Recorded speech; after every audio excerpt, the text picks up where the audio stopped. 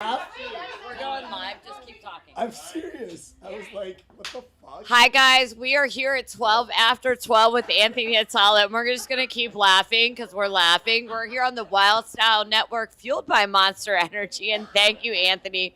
We're dying because Jason MacArthur, who runs this whole conglomerate, debaucherous, amazing mess, which was crazy today. We came to the Darty earlier. This was Jason. He left Anthony here one night. We're talking about Anthony. Tell us the story. He always leaves me here. He leaves you. What a deserter. I'm mad at him too. He knows I'll play long sets. Seriously, I always play super long sets, and he knows this. And then it starts out with, "What do you want to drink?" and gives me a beer, and then gives me I know his whole. It's plan. Like a whole plan. He gives me Red Bull vodka, and then he comes up and does the lights and puts a bottle of Jameson in the booth. And then every time I play her, I'm sitting here talking to the staff. Everyone's gone. Are you hammered? I don't really get hammered. I pretty much stay the same the whole time, right? So it's funny. I've been partying. I'm always like very even. I've been partying in D.C. since I was 21. I won't say how old I am now. Not 21 for sure. And every time I come here, I don't black out anywhere. I'm like, good. I'm like, I'm going home here. I'm like, done. I'm like, what did you give me? Yeah, is this thing real? Yes, it's real. It's live. A prop? No, it's talk. It's going. We're live on Facebook. We're live on Kick. That's fine. I just want to know if the microphone's real. It is. It's the lightest microphone ever. Yeah. I'm like, did you pick this up at Toys R Us or something? Yes. Yes. Jeff, did you get these at Toys R Us? They're so said. light. They're so light. Anyway, No, they're actually a lav mic inside of that. Pull the screen off. Yeah, pull it. Let's play with it. Let's take the mic condom off.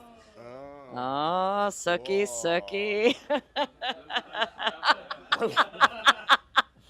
Oh, wow. What's happening? What's happening? What kind of interview is this?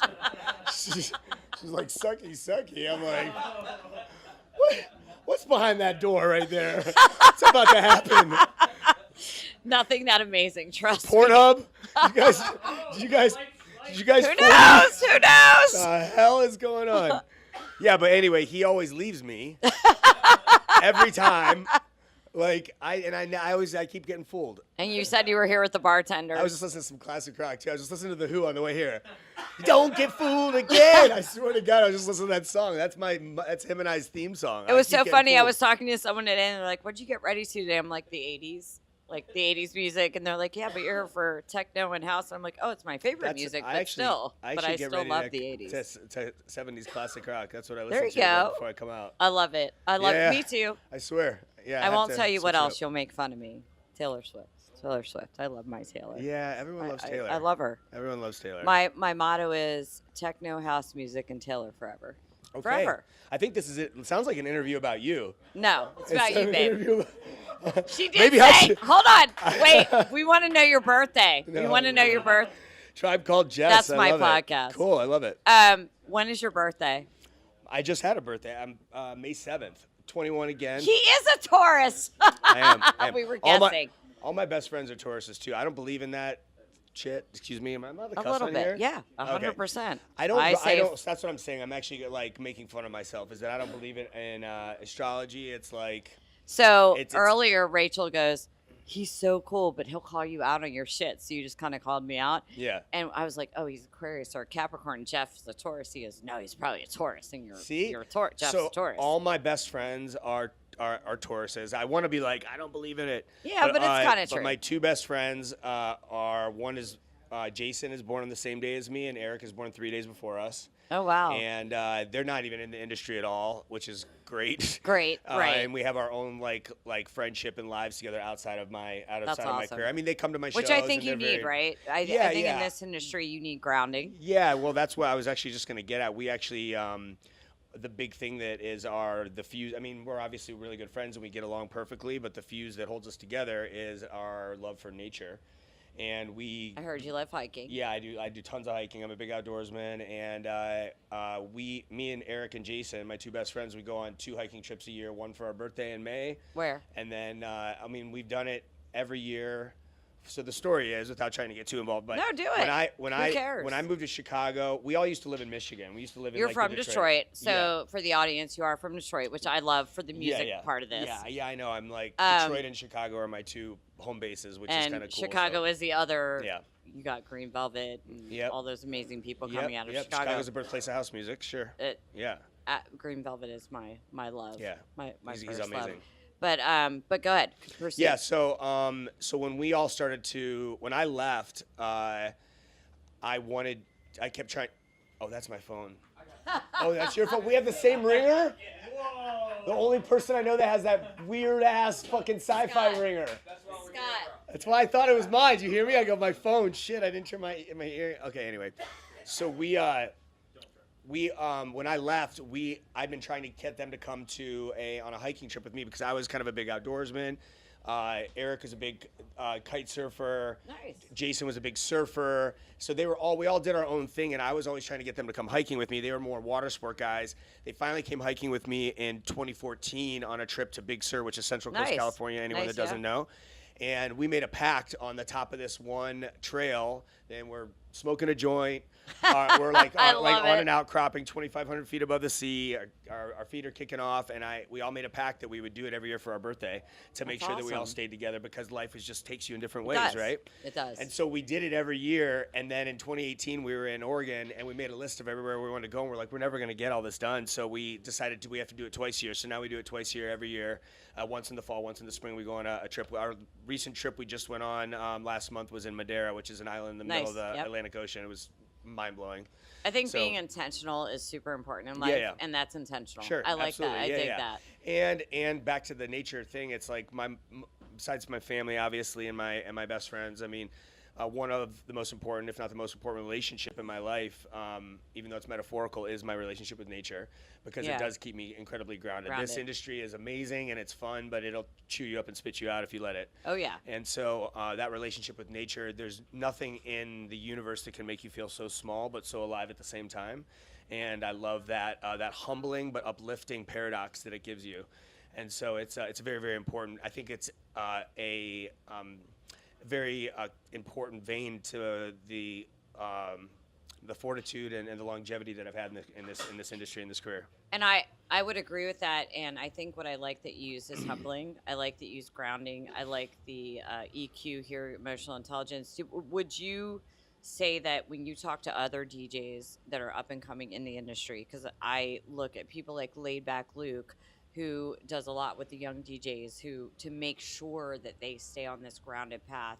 Do you pass that along? Because I like if the energy's there, yeah. I mean, yeah, but it has to be organic. Yeah. I'm not out, beating a drum for anybody to live their life in any certain way. I think all the most successful relationships in life are the ones that happen organically, that you don't have to define. They just are. The natural inertia that you have within those palpable relationships that are organic are you don't. They go without saying. And so those types of people that I do have that spiritual and emotional connectivity with, I definitely do pass that along. There's, I just had an awesome phone conversation with this young up-and-coming guy from the Orlando area. His name's Gallo. He's played on a bunch of like Insomniac events and everything like that. He's releasing, shout out, dude. He's releasing a bunch of music, really great music. He has a release coming up on Incorrect, and we got on the phone the other day. Real quick, Incorrect is your label. Yeah, Incorrect is my record label. Yes. Yeah. And we got on the phone the other day just to talk about his tracks and the mix down and the advice that I had, and we ended up having I don't even know how long conversation just about life and everything. So when something like that happens that's organic, then for sure. And then, I definitely want to look out for those types of people, and I'm rooting for those people. You should want people to succeed in life. I think that getting yourself caught up in hate and wishing others to do poorly, all you're doing is wasting your own energy. The most precious commodity that we have in this life is our time. So why are you going to spend that time thinking negatively about somebody else? I mean, every breath is a memory, so you have to live your life with urgency. Even the snap of my fingers is gone forever. Why would you spend that time hating on somebody? First of all, I love that, because anybody here, and I think on my podcast, would know that I find that I think I word it different. Yeah. I love your lyricism with words almost. No, I do. I love it. And I completely agree. I think that humility in our time and just energy, who we project energy to, and who we use it on. Absolutely. And how we discover how to do that, I think, is a path too. I think that comes with age. I do think that comes with age. With failure. You know, And there's failure. the one thing that I can promise anybody in life that I can promise you're going to fail. That's the only thing I can promise is going to happen to you. 100%. And it's not about failing. It's about and not about the things that happen to you. It's how you respond to the things that happen to you. You know, life is going to, you know, punch you in the face over and over and over again, but it's how you react and your attitude. You can't control the things that happen to you, but what you can control is your attitude and your focus. And your reactions. Yeah. I think your reactions, and I think I find it so valuable as a creative because you know you're going to just run against a wall and go. Absolutely. It doesn't matter what kind of creative you are. You're just going to pound that wall and you're like, what do I do? And you just redirect and you let good energy in and you just stay positive and you find ways to find good direction. Absolutely. Good energy in your life. And I love Absolutely. that you said that. And real quick, have you hiked in Virginia? So it's one of the most I've done greatest places to hike. I've done the whole Blue Ridge Parkway multiple times. I've hiked in Shenandoah multiple times. I've done a ton of waterfall hikes I've done like Big Stony Falls, Cascade Falls, Devil's Bathtub. Great Falls? I haven't done Great Falls yet. Great Falls is actually a local good one right here. And people undervalue it. I think like it doesn't get enough, like the Virginia side, the Maryland side. So if you ever want to do a good hike with gorgeous waterfalls, awesome. Literally you could get up tomorrow from your hotel, go there and be back in like 3 hours. Awesome. Yeah. I spend actually a lot of time. Chicago, best city in the United States, but the surrounding area, it really is. Chicago's too cold for me. I have a story about it. But it's a small price to pay. It's a small price to pay to live in Chicago. Why do you think it's the best city? Is that? I mean, how much time do we have? I mean, there's just the music, the yes. the food, the culture.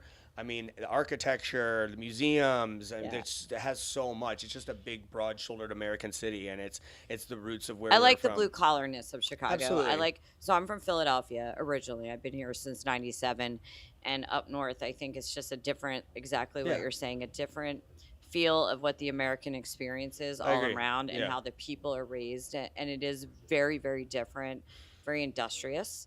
Very real. It's industrious for sure. I mean, there's no denying that, but I mean, it's very cosmopolitan as well. I mean, Chicago is. I think it's become that way. Yeah, I mean, I agree. I mean, it's more and more and more. I think it always has had a little bit of that, but I mean, it's definitely at its precipice right now, where as far as the cosmopolitan kind of aspect to it. Well, I think that comes with the internet, with TikTok, with Instagram, with Facebook. I mean, it's a very bougie city. It's almost getting too expensive. I mean, it is. I mean, it's I think every city nice. has become bougie nice. that used to be unbougie. Yeah. But that being said about the Virginia thing is that the one drawback of Chicago is that we definitely have the Great Lakes, which are amazing. They're beautiful. I've been. But the surrounding area it's super flat and super farm. It's all farms. It's ugly, you know. And so the whole that Indiana, Iowa, you know, kind of area, Illinois kind of area, it's all the same.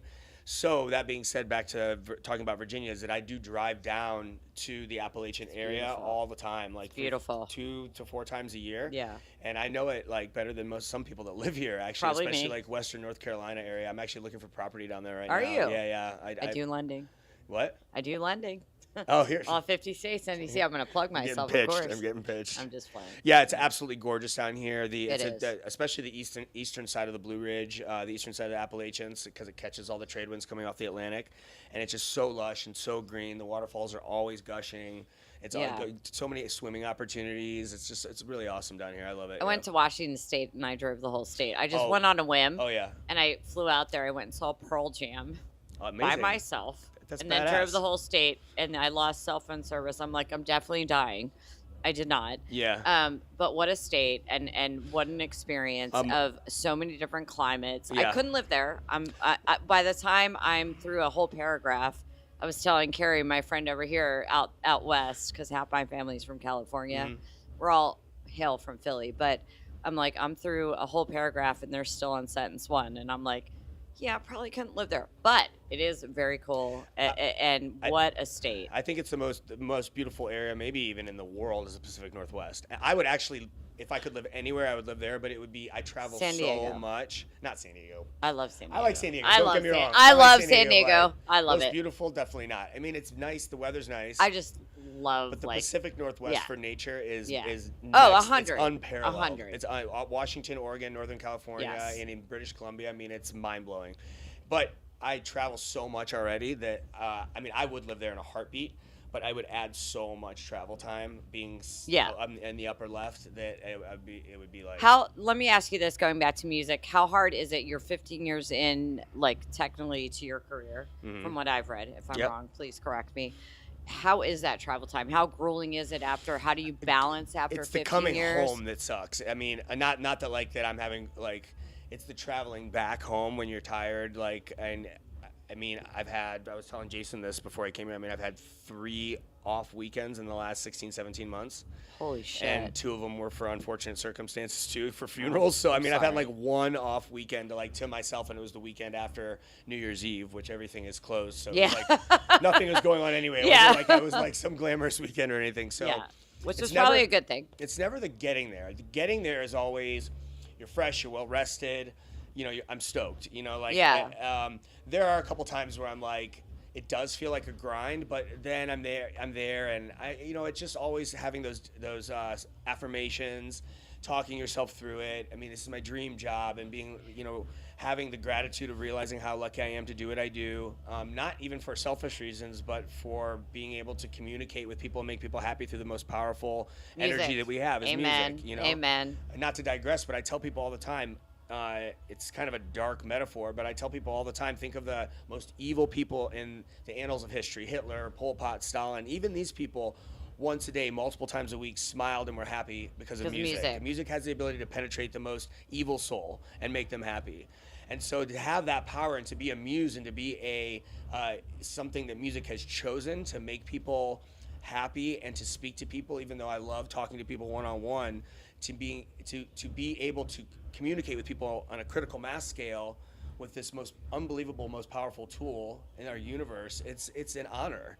And having the gratitude to have that honor and to do what I do, and going through that self-gratitude and those daily affirmations when I'm traveling, it makes the tough travel days easier.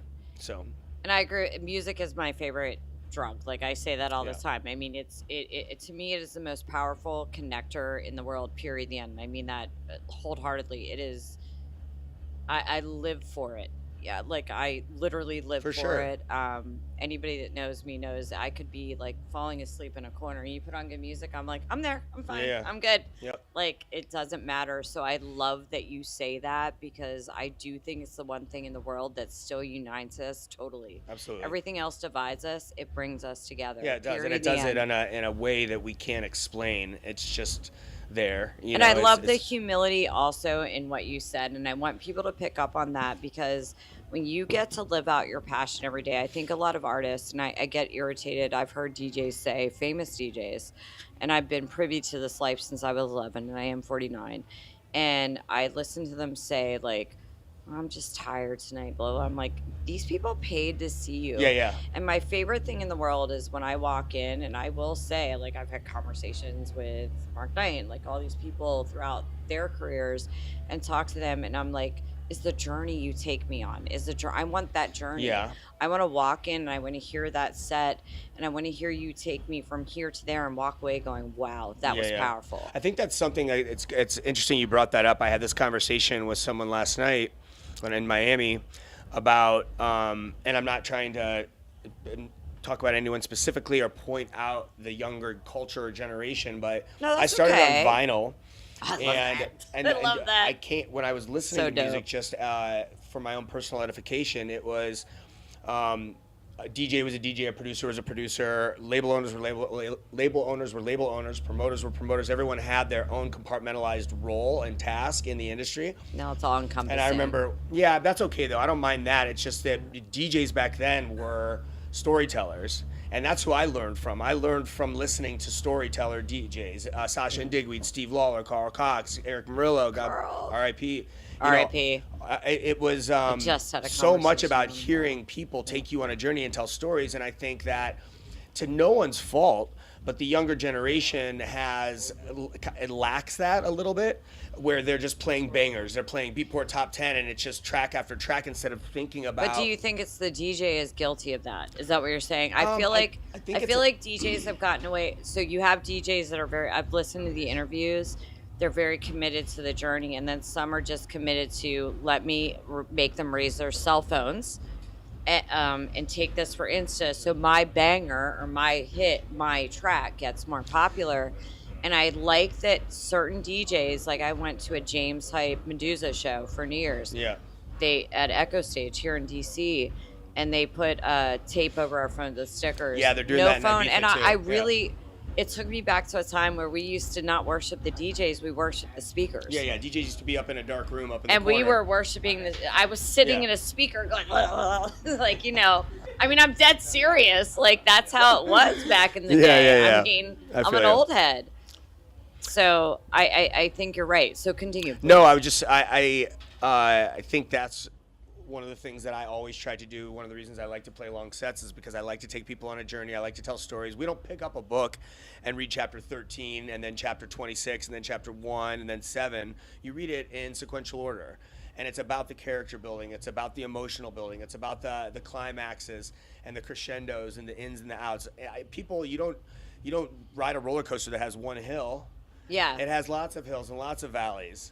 Yeah. And that's how it's kind of a metaphor for life. I like that. We don't define ourselves in the peaks of our lives. We define ourselves in the valleys of life. And telling that story through music, just the way you would read a book, is exactly the way you should play your set. And He's so- my new musical crush, guys. Anybody that knows how I feel about music knows this is how I. No, I mean, you define what I feel, and anybody really would tell you I'm in love with music. I'm in love with it. Yeah. So when you prepare a set, and this is always my curiosity with DJs, are how, like, when you're now presenting that set, Sure. right? You prepare it to what you think is going to happen, I'm assuming, or what you're feeling in that moment. But when you see a crowd not feeling that moment, how are you adjusting? Because I'm always nervous for you. When I see it, like, no, I'm down there and I can feel the crowd too. And I'm like, oh my God, what are they going to do? And really, I don't know if they're good. Like, they just make it happen. Sure. What's happening to you in that moment? There's so many ancillary aspects you nervous? that go into it. No, I don't get nervous. Honestly. You don't? Nervousness is a byproduct of unpreparedness. Okay. If you prepare yourself, then you should never be nervous. Okay, so what happens? I mean, that's what makes a good DJ is Yeah. being able to ebb and flow. I mean, not to use a sports metaphor, but I'm going to. No, do it. I like sports. You know, an NFL or an NBA coach, the people that are at the top of their profession, they don't circle everybody up in a huddle and say, go get them. They have plans. They have a plan A, plan B. They don't know if some player on the other team is going to catch fire or be a lockdown defender. So they have to prepare for that, and they have to have a multitude of outlets and how to prepare for that. So I prepare for my sets the same way. Yeah. It's not the universe doesn't operate in a linear pattern. So I don't prepare my sets in a linear pattern.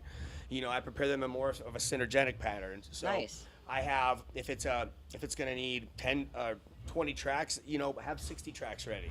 Yes. And so give yourself the ebb and the flow to, you know, go in and change your game plan, so to speak, to use that sports metaphor. Do you have them ready, or are they on deck? Like, I love listening to Carl Cox go, I just throw that shit up in there and then I just do it, and I'm like, oh God. Like, it's binary. So there is a plan, and then last night when I was playing in Miami, a song, an old school song popped in my head, and I'm like, fuck, I'm gonna play that right now. Yes, I like and it. it fit What was perfectly. it? So it was Novi and Enyaq Pumpin' Nice. from 1998. Okay, actually. yeah.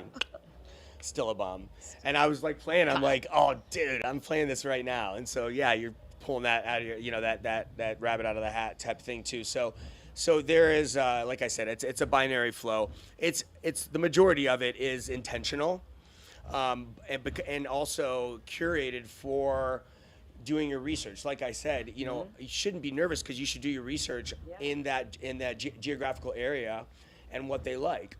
You know, if I'm playing down in Central or South America or in Mexico, I'm ingratiating my set with more tribal percussive vibes, but also not just being so vanilla that's the only thing that I'm playing through the whole set too.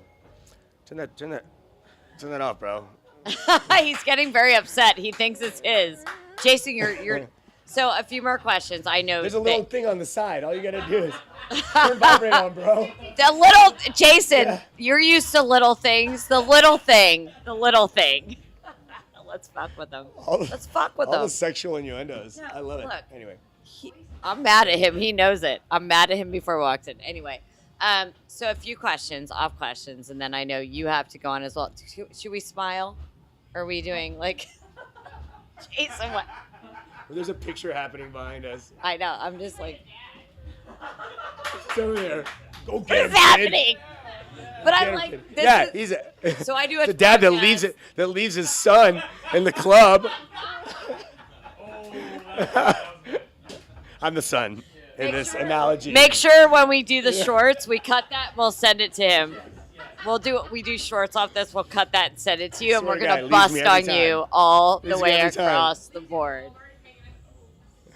So, a couple more questions. Let's talk about the single real quick. Control. Oh, cool.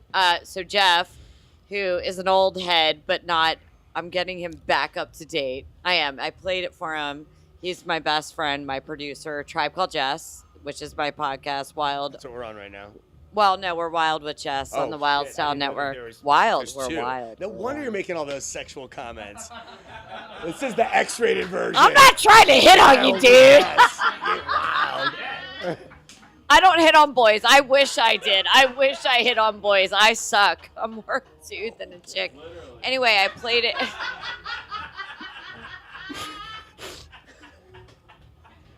This is going bad. Proceed.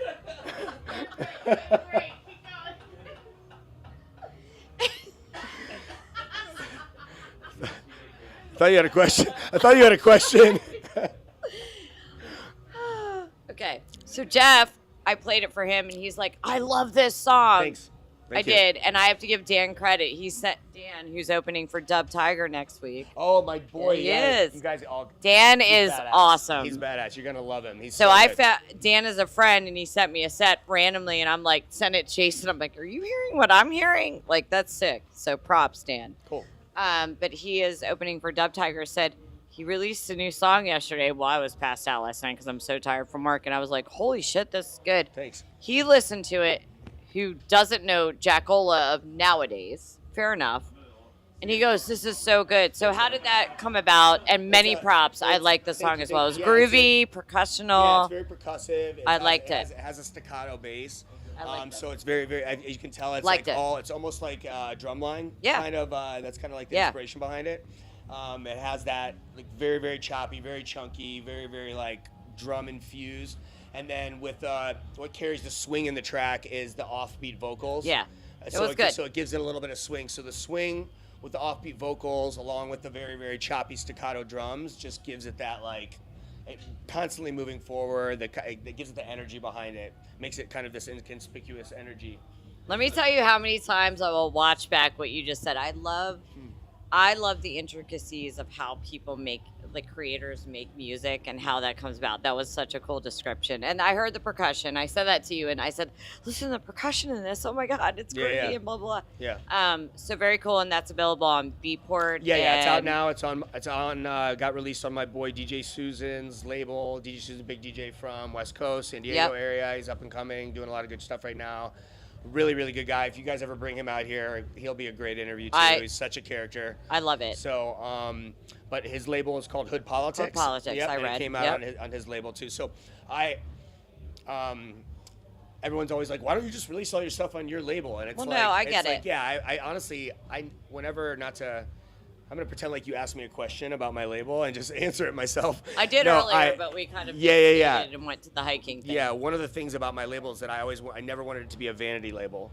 I don't disagree if someone has like a label. If someone has a label, it's their label. Do Share whatever the you want. love. But I purposely don't release on my label except for like once a year. Really? Like, I just had a release. Now, why? Because I want it to be about the label. I want it to be about a platform for me promoting other people, not promoting myself. I like that. And I like that. and everyone knows it's my label too, and so it's synonymous with me anyway. And so I think that it's more of a feather in my cap about being a good label owner and being a good A&R. And for people to say, oh, he's not just releasing a bunch of stuff, his own music on his label.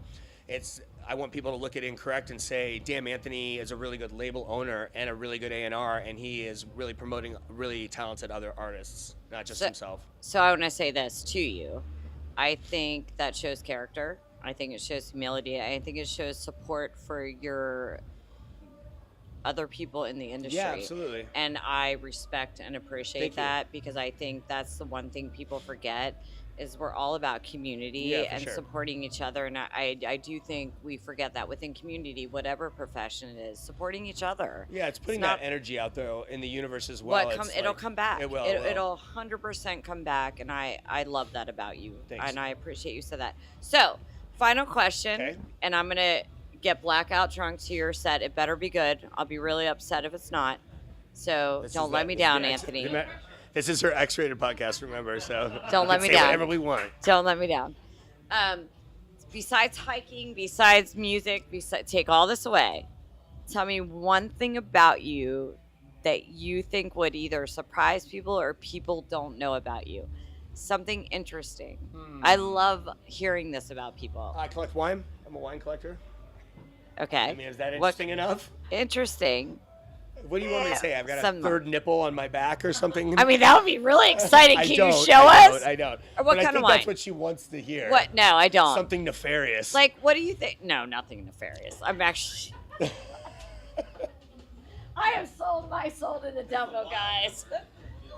I mean, So you collect wine. yeah, I mean, I don't know. I think What that's kind of pretty wine? interesting. All That is red, interesting. all reds, California Cabs, Rhone Valley wines, some Bordeaux's, Veneto region, Italian wines, Brunellos. So Okay, one interesting I don't know fact if that's interesting. we all talked it's my about favorite thing you. ever. So We all talked about you before you got here, Jeff. Didn't we all talk about him?